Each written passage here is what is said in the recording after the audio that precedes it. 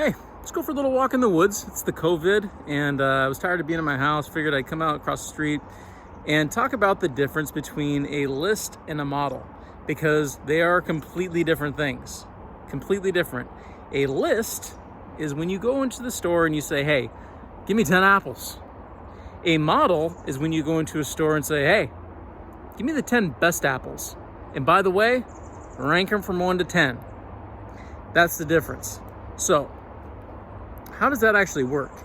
You know, if you go in and you say, hey, I'm gonna go out and buy some property or whatever, and I want to know places that have equity.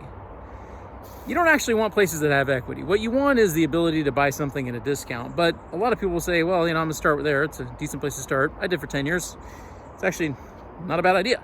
But what you're really looking for is somebody who's going to transact at discount. So let's say that you pull, I'll pick on equity because it's a fake number divided by a fake number. And almost always off.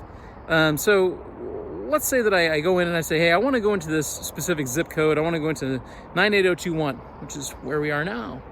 And I want to go in there and I want to, pull everybody that has, 0 to 30% equity, or excuse me, 100 to 30% equity.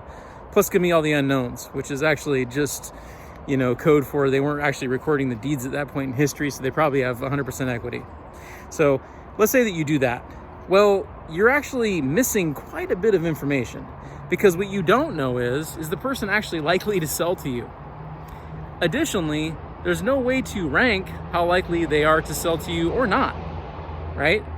And that's what you really want to know, especially if you're trying to, start with the highest return properties first.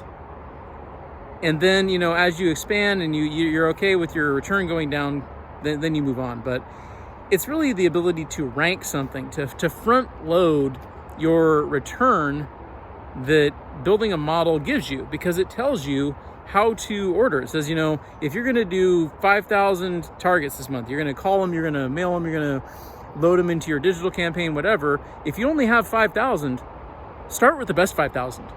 And you can't actually do that with a list.